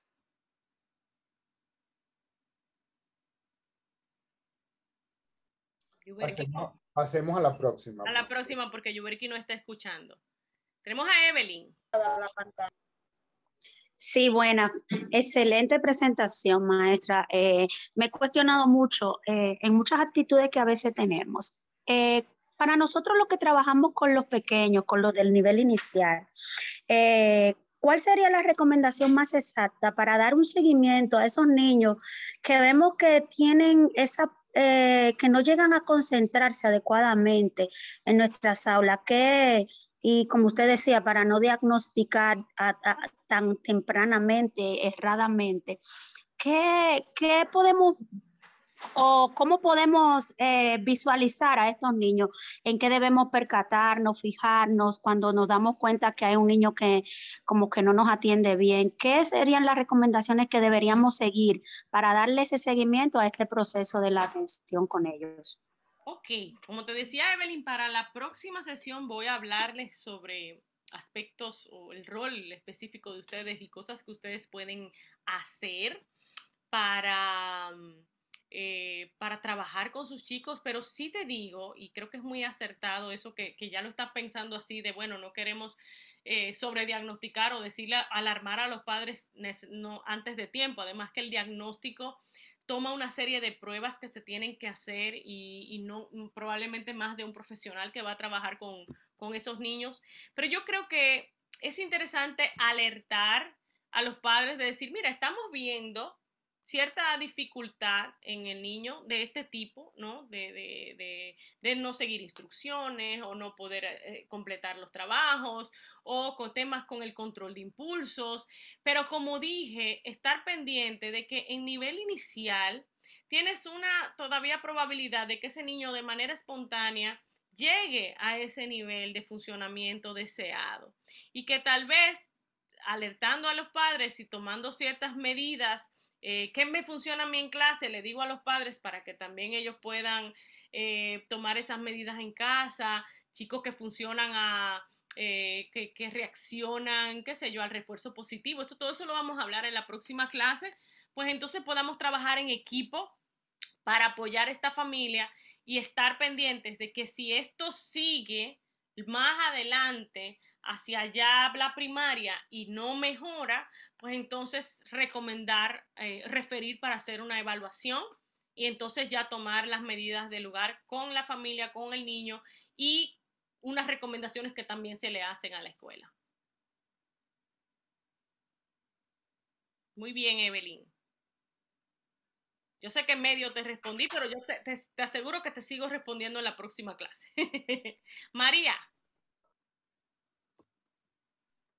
Sí, buenas. María, te escucho. Sí, excelente presentación, profesora. Gracias, María. Sí, cuando presentaba el diagrama de Mirsky, que decía que el cerebro recoge la información en el momento de codificar esa información, el cerebro la prioriza, va priorizando de acuerdo a lo que le interesa. Así es, María, muy buena pregunta también. Sí, ciertamente una de las dificultades que presentan los chicos con déficit, con problemas, vamos a decir, de funcionamiento ejecutivo y déficit atencional, es que les cuesta priorizar y a veces están trabajando con información, le han dado prioridad a información que es colateral, que no es tan importante para completar la tarea que tienen que completar o se enfocan en una cosa que necesitan enfocarse en otros aspectos, ¿no? Son de las dificultades que se pueden presentar. Ciertamente puede ser que ellos prioricen aquellas cosas que más le llaman la atención y que más le gusten y que sea más fácil para ellos manejar, que tengan menos consumo de energía, que sean más del tipo involuntario y a eso le pongan la codificación primero y que dejen de lado el resto de los elementos. Así es. Bien. Muy bien. Tenemos entonces a Lidia. Buenas tardes. Buenas tardes, Lidia. Felicidades, profesora. Yo tenía una pregunta, pero ya Evelyn la hizo, pero le voy a hacer otra, profe. Ajá. Un niño que tenga problemas de amigdalitis desde pequeño, ¿podría eso afectar? Mira, esa es una pregunta interesante. Mira por qué. Usualmente no da problemas el tema de la amigdalitis, pero, ojo, hay casos donde los niños se complican con las amigdalitis al punto de tener convulsiones por fiebre y las convulsiones pueden hacer daño al cerebro, incluyendo al sistema atencional que es sumamente sensible.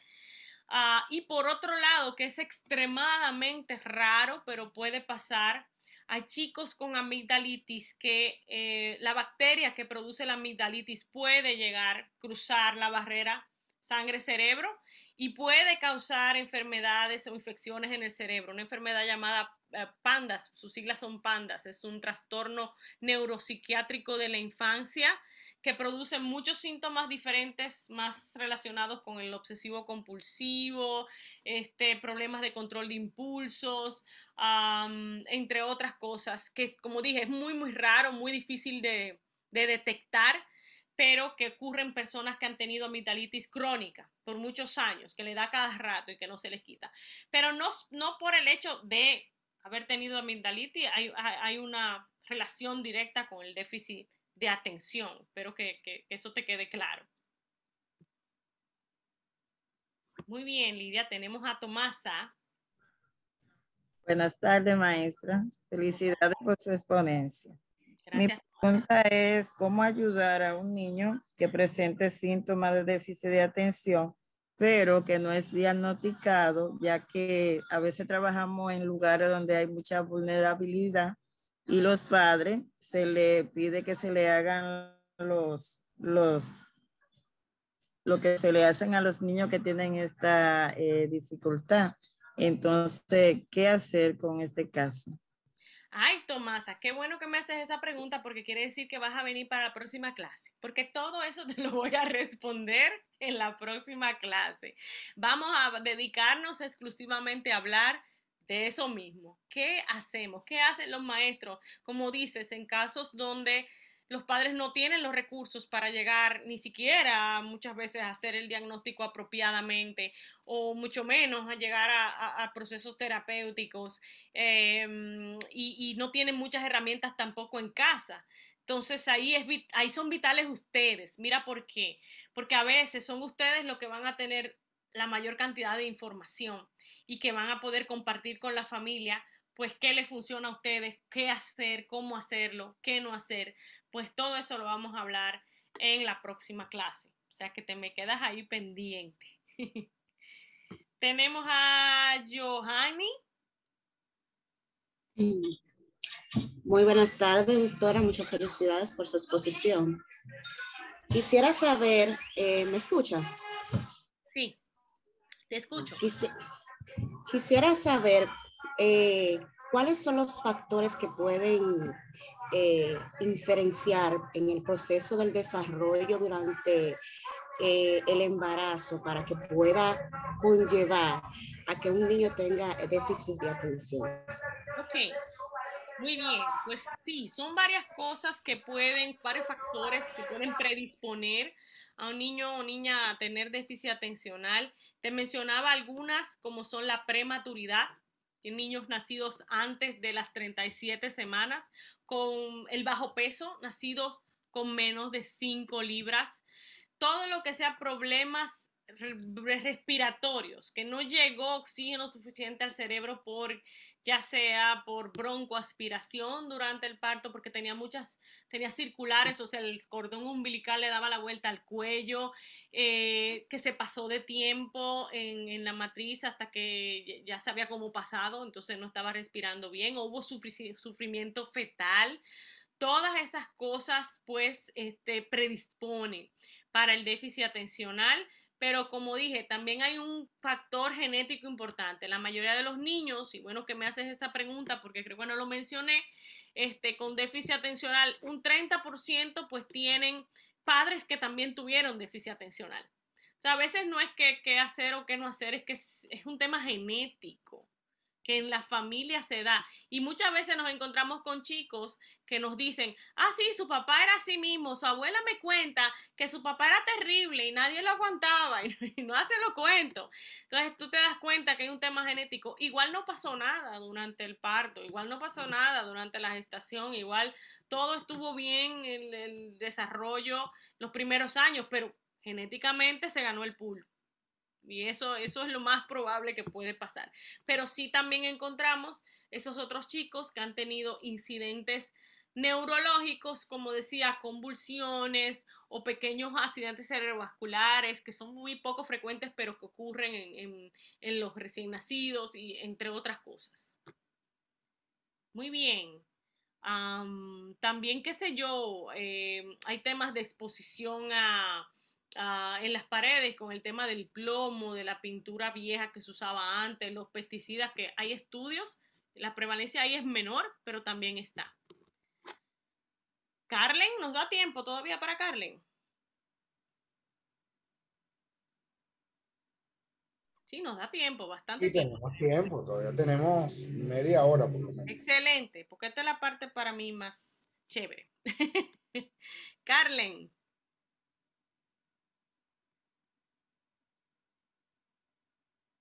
Mientras, Todavía. mientras Carlen habla, hay alguien en el chat que pregunta si la exposición de larga data de medicamentos para el asma puede asociarse con problemas de atención. No que yo sepa, la exposición de larga data a medicamentos para el asma puede producir temas como arritmia cardíaca o palpitaciones, ¿no? Pero no que yo sepa están asociados al déficit atencional. Vuelvo y digo, habría que ver, han salido estudios nuevos que yo no conozca, pero podría ser. No, que yo sepa, no, yo no los conozco.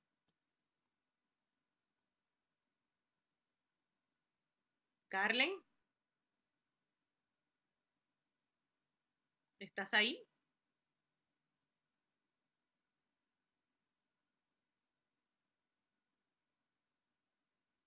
Diplomado muy bueno. Ay, no. A ver, ¿quién fue que entró? Aracelis. Buenas. Saludos. Saludos, ¿me escuchan? Aracelis Francisco de este lado. Me escucho, Aracelis. Mi pregunta es, ¿por qué una persona adulta cuando está aprendiendo algo se pone como nervioso y le dan sudores? Bueno, usualmente tiene que ver con, por lo que me dices, una persona adulta aprendiendo algo nuevo, probablemente tiene que ver con un tema de ansiedad. Es mi apuesta, ¿no? De que se trata de un tema de que se pone muy ansioso, muy inseguro ante la dificultad de no poder ejecutar según las expectativas que tiene. De eso vamos a hablar también en la próxima clase. Podemos hablar en la próxima clase un poquito de eso, de qué podemos hacer nosotros para bajar esos niveles de ansiedad y también cómo los promovemos, o sea, de qué manera a veces de la forma en que presentamos la motivación, lo que estamos haciendo es promoviendo la ansiedad. Y eso puede pasar. Acuérdese que el adulto que está aprendiendo, que se está alfabetizando, tiene una carga emocional de no haber aprendido cuando era niño y de el estigma que eso conlleva y que eso implica también. Muy bien.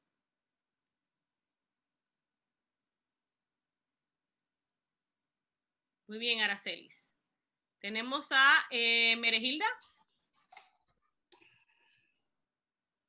Buenas, maestra, excelente tema. Hola, hola. Hola. Me encantó la exposición. Me llamó la atención voluntaria e involuntaria. La pregunta va relacionada a los niños que tienen dos tandas en la escuela. Por ejemplo, que los niños de la mañana prestan más atención en la tarde. Entonces, se podría decir que la atención voluntaria está más activa en la mañana. Oh, esa es una buenísima pregunta. Sí, me gusta mucho, pero tiene que ver con la atención en la mañana o la atención en la tarde. Los niños pequeños suelen atender mejor en la mañana. A veces los adolescentes les cuesta atender en la mañana, les cuesta despertarse, se han acostado más tarde. Eso no sé si lo han visto también o han tenido esa experiencia. Pero sí, ciertamente el nivel de activación varía dependiendo de nuestras actividades del día. Entonces, si un niño se pasó, que va a clases en la tarde, pues se pasó haciendo cosas en la mañana, por ejemplo, estos chicos que van a clase o lo que era antes, clase vespertina y se pasaban trabajando en la casa o ayudando o limpiando, pues llegaban cansados ya, ¿no? A la clase. Y en el caso de la tanda extendida, pues ya tienen toda la mañana trabajando, después de comida. Fíjese que si a nosotros nos pasa que después de comida estamos más lentos, imagínese a los niños también se aplica, no solo para los adultos. Ya después de una cantidad de horas atendiendo, como yo les contaba, que el consumo de energía y glucosa no se mantiene igual durante toda la jornada, sino que va bajando, va subiendo y bajando, pero al final es un declive que va. Y llega un punto donde ya están fritos, donde ya los chicos ya no están cogiendo nada, o sea, necesitan descanso, necesitan consumir glucosa nuevamente, necesitan descansar, necesitan desconectarse para volver a conectar. O sea, ahí sirve mucho el empezar con temas de ejercicio físico, ya sea más desde las canciones, más desde el ejercicio, más desde el baile, más desde el cuento, y que esas cosas que se dejen para la tarde, pues tal vez tengan un contenido más emocional, más lúdico, más de juego. Entonces ahí es un tema de la organización del currículum, de tal manera que para la última hora no le quede matemáticas, ¿no? Porque es fatal, pero claro, yo sé que a veces es imposible de coordinar porque tenemos muchos grupos, muchos maestros y no cuadra, ¿no? Pero sí, eso se puede explicar de esa manera también. Muy bien, gracias a Emeregilda. Tenemos a Josetti.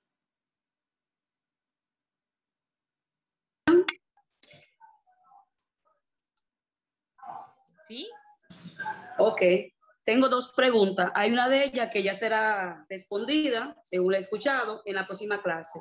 Muy bien. Y es que cómo podemos trabajar la atención a esos niños, tanto también en adolescentes, que se distraen con facilidad en la clase. Como usted dijo, una mosca pasa y se desconectaron de la clase. Y la otra es, ¿cuál sería la desventaja o la consecuencia de la atención prefrontal, tanto en adolescentes como en adultos?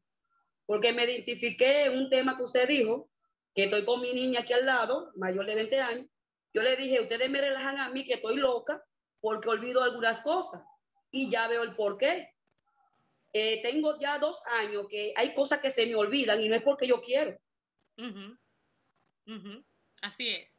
Sí, como decíamos, en la mayoría de las personas sanas, que no tienen ningún evento neurológico, pues usualmente se trata de un problema atencional que va en declive con los años. Y las personas olvidan las cosas y traspapelan y la ponen donde no es y ahora no me acuerdo qué era lo que iba a hacer. Y es un tema simplemente de la edad y de la carga, de la cantidad de cosas que tenemos. Y en esto hago énfasis en la carga emocional. La carga emocional pone a uno loco. Lo que es eso y el no dormir y el no ejercitarse, eso es el enemigo número 1 del frontal, del prefrontal, la atención prefrontal voluntaria.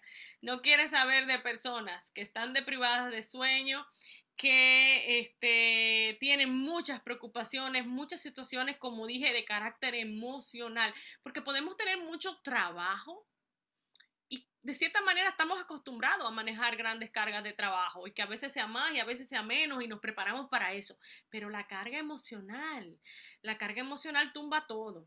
Entonces, ahí a revisarse uno, porque a veces vuelvo y digo, le pedimos mucho a nuestro cerebro, queremos que a pesar de estar cargando con unas situaciones bastante complicadas, pues funcione bien y tenemos que aceptar que si estamos pasando por un proceso difícil, eso es lo que toca.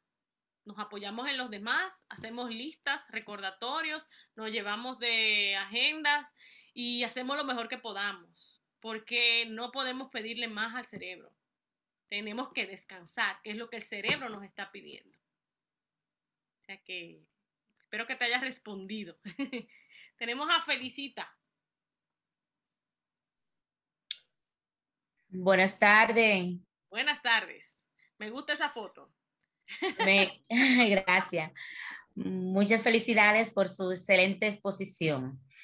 Mi pregunta es tiene que ver con la atención y el contexto. Veo que en el contexto donde se desenvuelven los niños, que hay mucho ruido, que hay música alta, que los niños están como que duermen tarde. Cuando van a la escuela están como sin atención, entonces esto le infiere mucho. Quiero saber para ayudar un poco. Gracias. Claro, esa me encanta, porque fíjense cómo en ese caso ya tú estás detectando que hay casos que no son déficit de atención, que es una situación de que este niño no duerme porque vive al lado de un colmadón y tiene un bum bum la noche entera que no lo deja dormir, ¿ok? O son padres que no le ponen límites, se acuestan a la hora que quieren y siempre están con una tableta o lo que fuera. Todo eso puede causar dificultades atencionales, afecta la atención. Entonces ahí el trabajo es con la familia, no es con el niño. Porque el niño no se va a resolver el problema del colmador, ni resolver el problema de la tableta, ni se auto no manda, o sea, son los padres los que tienen que entrar en un proceso. Y ahí la escuela tiene que hacer un proceso fuerte de entablar un compromiso con esos padres, pero también de tratar de darles apoyo. Porque muchos padres, es que no, esto no lo sabían ustedes algunos. Imagínense, los padres saben menos, ¿no? No que no hay escuela para ser maestros, pero no hay escuela para ser padres. Entonces los padres muchas veces no tienen información, no saben qué hacer, no saben que lo que están haciendo mal está mal tampoco.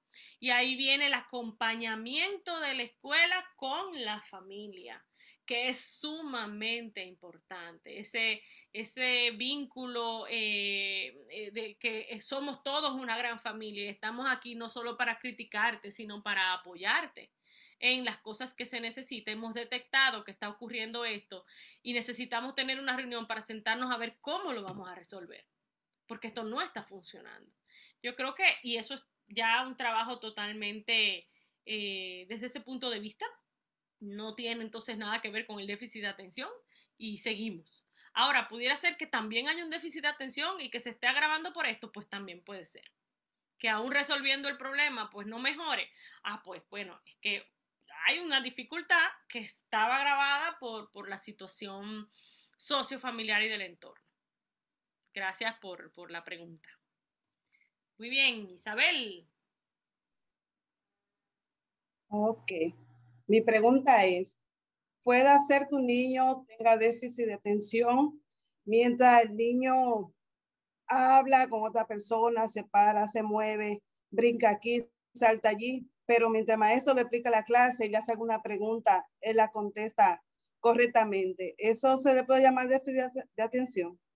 Mira, llamarle, diagnosticar no lo vamos a hacer a la ligera. O sea, yo quiero que tengamos muy claro, por lo menos después de esta clase, que no vamos a decir, mira ese, y le voy a dar el diagnóstico, porque no corresponde al tema al maestro tal vez hacer el diagnóstico de déficit de atención, sino sospecharlo, es decir, yo sospecho que este chico tiene un déficit de atención y entonces tendríamos que hacer una evaluación tomando en cuenta, como decía la otra pregunta, los aspectos sociofamiliares y del entorno para descartar que no sea que los papás se están divorciando, que un hermano está en droga. Hay muchas cosas que pueden afectar el funcionamiento, ¿ok?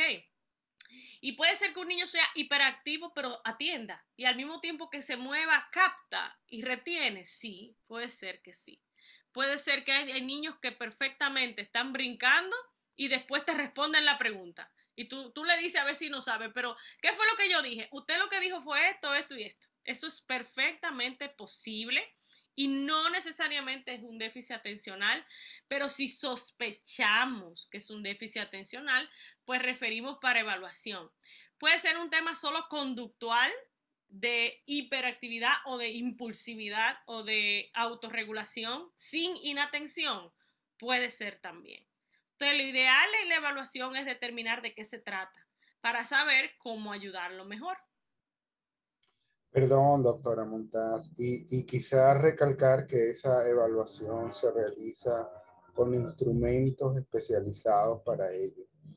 Es decir, no es una observación que hace el terapeuta, es una evaluación con instrumentos neuropsicológicos. No es una evaluación psicológica, porque esto no es un problema psicológico, es un problema neurológico que tiene correlatos neurocognitivos y eventualmente psicológicos. Entonces se realiza con instrumentos especializados para ello, no con la observación, no con lo que el niño haga, sino que esto requiere una exploración detenida. Así es. Y para la clase que viene hay un acápite en el que vamos a ver algunos de los instrumentos inclusives para que ustedes vean de qué se trata, de cómo se hace. No vamos a entrar en detalle de cómo se hace la evaluación, pero sí vamos a ver algunos de los instrumentos utilizados y de que entendamos también un poco acerca de la intervención, del tratamiento, de todo eso. Vamos a hablarlo en la próxima sesión, porque yo sé que nos resulta tal vez curioso bueno, ¿y cómo se hace? ¿Qué es lo que se tiene que hacer? Y es primordial que ustedes entiendan cómo se hace y qué tiene que hacerse para que también sepan qué solicitar. Cuando ustedes digan que quieren una evaluación, pues ustedes entiendan qué están pidiendo, a quién es que debe evaluar, como dice el doctor Castellanos, porque muchas personas dicen, sí, yo la hago, pero tal vez los instrumentos no son los adecuados o no está obteniendo la información necesaria para poder realmente hacer un diagnóstico, porque de las preguntas que ustedes han hecho, si algo nos queda claro, es que muchas situaciones que parecen déficit de atención pueden estar causadas por otros aspectos y tenemos que tener mucho cuidado porque hay niños que son diagnosticados a la ligera, muchos de ellos medicados a la ligera, y esto les causa bastante problemas, puede ser contraproducente y empeorar inclusive la conducta. O sea que hay que tener mucho cuidadito con eso. Sí, tenemos a Iris. Buenas. Sí, escucho, Iris. ¿Escucha? Poquito de delay, pero le escucho.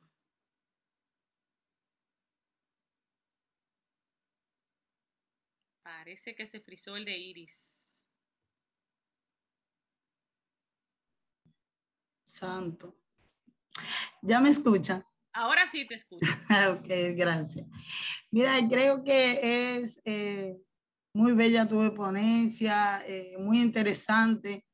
Eso me comprueba algo que estuve discutiendo con una compañera, que a los niños de 5 años no podemos hacerle un expediente, aleluya, porque entonces estamos llevándolo, tal vez no es lo que nosotros estamos escribiendo ahí, no es lo que le está afectando al niño y podemos hacerle un daño mayor.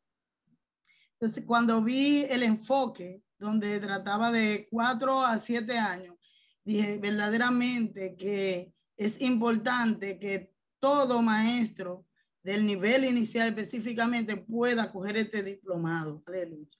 Pero que se siga dando porque es bastante interesante. Siempre he tenido esa visión de que un niño de 5 años no se puede diagnosticar con nada si tú no tienes algo que lo compruebe básicamente. ¿Por qué? Porque tú le haces un daño cuando él va al otro curso, que va con un expediente, ya la maestra solamente se fija en lo que es el expediente cuando tal vez algo que estaba mal ya se ha desarrollado en ese intervalo de tiempo.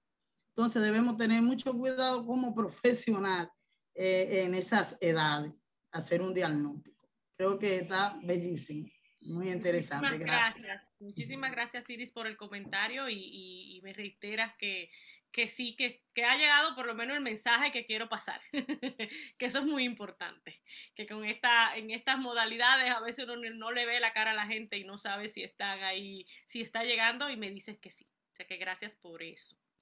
Ángel, tenemos a Ángel. Sí, gracias. Buenas tardes para todos. Buenas tardes. Doctora, una inquietud que tengo y es con relación a la atención propiamente, voluntaria o involuntaria. ¿Podemos inferir en consecuencia que la atención consume la glucosa en el niño?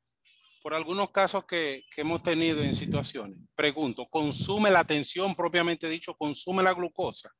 Ok, Ángel. Todos los procesos del cerebro consumen oxígeno y glucosa.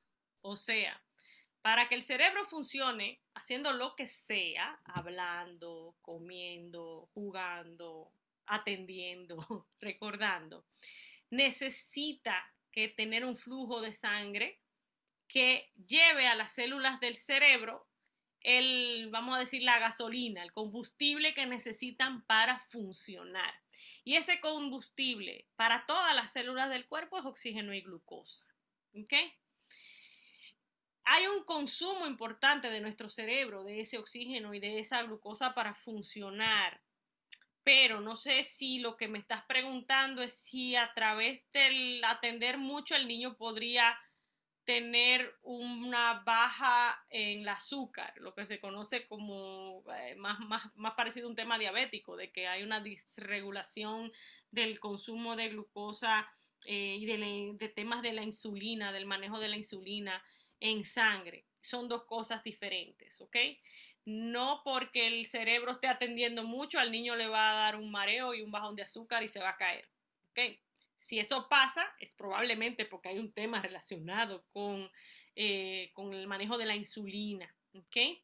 Y el metabolismo, temas metabólicos del niño o de la niña, ¿okay? Pero sí hay un consumo, porque para todos los sistemas del cuerpo necesitan ese consumo de oxígeno y glucosa que le lleva la sangre. Lo que tal vez quiero que quede bien claro es que un niño que no ha comido, pues decían por ahí, el mal comido no piensa, y eso tiene mucha razón, porque me voy a agotar mucho más rápido, porque necesito pues ese consumo constante en el proceso del aprendizaje, y eso ya es algo que sabemos, pero no relacionado a temas como de metabolismo, ¿ok?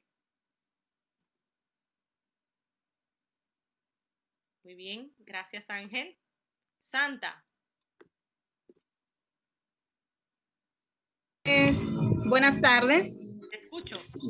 Sí, voy a hacer dos preguntas. No sé si las realizaron porque tuve problemas con el internet, pero la primera es, ¿cómo tratar a un niño impulsivo y de qué manera esto puede afectar su aprendizaje? La segunda, un niño que tuvo el cordón umbilical enredado en el cuello y que a partir de los 2 meses de nacido empezó a hacer crisis de asma, ¿en qué le puede afectar su cerebro y su aprendizaje? Ok. La primera te la dejo para la próxima sesión, porque esa pregunta se va a responder más adelante el jueves, o sea que preséntense temprano y vamos arriba a trabajar. La segunda pregunta, sí, muy interesante, hemos hablado de esa sensibilidad del cerebro a la falta de oxígeno, a la deprivación de oxígeno, aunque sea por poquito tiempo. Entonces, los niños que han nacido con dificultades de consumo de oxígeno o problemas respiratorios suelen después seguir teniendo dificultades respiratorias en los primeros años de vida, y eso puede seguir los 2, los 3 hasta los 5 años, pueden seguir teniendo problemas de broncorrespiratorios frecuentes, diversos también. Si pudiera afectar de cierta manera, pues entiendo que sí, dependiendo del nivel de deprivación, que no lo vamos a conocer, no vamos a saber cuál fue. Lo que sí te puedo decir es que en nuestros pacientes eso es muy prevalente. Las dificultades respiratorias, muy prevalente, las alergias, las dificultades respiratorias, ese tipo de cosas pues pasan con mucha frecuencia, y no sabemos si en un episodio de asma por cuánto tiempo no llegó oxígeno o cuál era el nivel de oxígeno que estaba llegando al cerebro. Como dije, eso mezclado junto con los temas genéticos, pues ahí te aumenta la probabilidad de desarrollar el trastorno. Muy bien. Rafelina. Sí, buenas. Te escucho y te veo. Excelente exposición, profe, y muy buen tema para ponerlo en práctica. Profe, ¿cuáles actividades consumen mayor energía en el cerebro? ¿Cuáles actividades? Ok, muy buena pregunta también, Rafelina. Todo lo que tiene que ver con un aprendizaje nuevo, algo novedoso, resolución de problemas, razonamiento de cosas nuevas. ¿Y por qué me vuelvo y digo nuevo y vuelvo y digo nuevo? Porque si usted es buenísimo haciendo sudoku y usted lo ha hecho toda la vida, el consumo del cerebro es mínimo cuando usted hace un sudoku, porque ya usted lo hace de manera automática. Porque usted ya desarrolló un mecanismo de cómo buscarle la vuelta y hacerlo. Ahora, si es la primera vez que usted va a armar un sudoku, el consumo es masivo. ¿Ok? Es masivo porque eso es nuevo para usted. Usted está aprendiendo algo diferente y su cerebro está usando todas sus áreas, toda su estructura prácticamente para poder resolver ese problema que usted tiene enfrente. Y ese problema puede ser, los problemas no solo son matemáticos, los problemas pueden ser verbales, los problemas pueden ser emocionales, los problemas pueden ser en un juego nuevo que estás aprendiendo. O sea, llámese problema, cualquier solución de una situación novedosa que usted nunca haya hecho, eso es donde hay un mayor consumo de energía, de glucosa, de oxígeno. Ahora, usted lo ha hecho toda la vida, ahí el consumo es mínimo. Usted va en piloto automático. Porque yo hago mucho crucigrama. Felicidades, pero usted no está poniendo todo el cerebro a trabajar si usted lo ha hecho toda la vida. Usted tiene que cambiar de actividad. Lo que hace que el cerebro se mantenga siempre activo es hacer cosas diferentes, aprender cosas. Ustedes están ahora en un diplomado con algo nuevo. El cerebro está funcionando. Y mañana aprenden un idioma, o luego aprenden un instrumento musical, o después aprenden a bordar. Lo que sea nuevo, ahí está el mayor consumo. Gracias, Rafaelina, por la pregunta. Fausta. Tenemos a Fausta en turno. Profe, buenas tardes. Buenas tardes. ¿Me escuchan? Escucho. Ok. Bueno, profe, excelente tema de trabajado. Yo voy en la parte de la alimentación. Siempre se ha dicho, como usted dijo, que el mal comido no piensa. Generalmente, incluso yo trabajo con primer grado. Yo le dije a una mamá el otro día que ella me decía, mire que esta muchacha que no se aprende, no dice la cosa y se lo olvida. Yo, mire, dele un huevo hervido por la mañana, todos los días. Sobre la alimentación, profesora. ¿Qué necesitan comer los niños? Porque el cerebro hay que alimentarlo, según yo he visto. Así es.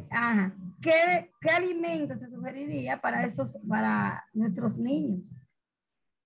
Comida balanceada, que es algo que también ustedes manejan como información bastante básica. Todo lo que tiene que ver que en un plato tengas carbohidratos y tengas proteína y tengas vegetales de manera balanceada o frutas en el día, eso es lo ideal que debe comer. Nada fuera del otro mundo. Tú te puedes comer tu biberito con un huevo y comerte una mantequilla y un vaso de leche y todo eso está muy bien. Es comida balanceada, nutritiva y que tenga algo de carbohidratos, sí, para empezar el día es lo ideal. Los niños queman mucha energía de manera general, entonces necesitan sostenerse, necesitan algo que los sostenga. Y claro, salvo que tengan alguna condición, alergia o algo específico, pues comida balanceada de manera general. Lo que tenemos es que evitar el sobreconsumo de temas como azúcares vacíos, tipo refrescos o muchos colorantes, porque eso también desarrolla muchas alergias, puede causar muchas otras dificultades. Y en los niños hiperactivos, el consumo exagerado de azúcar, entonces los dispara. Los dispara, porque a todos nos dispara. Si usted le da Coca-Cola a un muchacho, mucha Coca-Cola lo va a disparar. Imagínese a uno que ya de por sí hiperactivo le va a llegar al techo. Entonces, por ahí, si el niño se mueve mucho, tiene que tener algo que lo sostenga, como una avena, pero no refresco con papita o dorito. Eso ya si no, se nos va a salir por la tangente. ¿En qué puede afectar esta verdad? Perdón. Saludos. ¿Sí? Maestra Elaine Mata de este lado. Sí. ¿En qué puede afectar porque hoy que usted mencionó sobre la fontanela? ¿En qué puede afectar a un niño el que su fontanela esté abierta aún hasta su adolescencia, que en su niñez, que es en la etapa donde se encuentra, está abierta en un 7 pulgadas de largo, 5 centímetros y 5 de ancho, y que su cuerpo calloso sea más fino de lo que debe ser? ¿En qué puede afectar esto a un niño? Bueno, esa pregunta te la va a responder bien un neurólogo, el especialista en estas temáticas del cerebro. Lo que te puedo decir es que fontanela abierta es un riesgo de daño, porque lo que hace el cráneo es que te protege el cerebro. Si está abierto, la probabilidad de que tengas daño en una caída o que alguien te pegue en la cabeza, pues es mayor. Por otro lado, el tema del cuerpo calloso, que son las fibras que conectan un hemisferio con otro, sí es más fino de lo normal, o sea, hay una normalidad estructural, no hay buena comunicación entre los hemisferios y eso pudiera traer problemas cognitivos a nivel general. No puedo especificarte cuáles, porque eso va a depender específicamente de en qué área, si hay igual cantidad de fibras nerviosas o no las hay, cómo se organizó ese cerebro, si eso es producto, es secundario a cualquier otra enfermedad, habría que ver. No te puedo especificar, pero podría entender que pudiera causar problemas. Muy bien. Anda. En este momento son las 6:31. Ya, me pasé. Todavía unas 18 manitos levantadas. Desde luego no vamos a poder hacer eso hoy, pero tengamos en cuenta que es la primera de 3 encuentros con la doctora Montaz. Pero además tengamos en cuenta que siempre tenemos la posibilidad de ir al foro. Fíjense que hoy comenzamos la sesión de preguntas a las 5:45, o sea que hemos dado 45 minutos solo para preguntas. Sin embargo, se nos están quedando unas 20 manos levantadas. Desde luego, hoy debemos terminar por hoy, porque ese es el compromiso con ustedes, empezar a las 4:30, terminar a las 6:30. Fue uno de los compromisos que hicimos al inicio. Y vamos a estar de vuelta el jueves a las 4:30 para continuar hablando de este tema sobre el déficit atencional en el contexto escolar. Les agradezco mucho la participación en nombre de todo el equipo coordinador de este diplomado y en nombre del equipo del IDECIP. Y entonces nos veríamos el próximo jueves, ya desde las 4 y algo, con la sala abierta para empezar a recibirles a ustedes en la sala de espera. Queden muy bien, muy buenas tardes y hasta entonces. Gracias a ustedes, un placer. Nos vemos el jueves.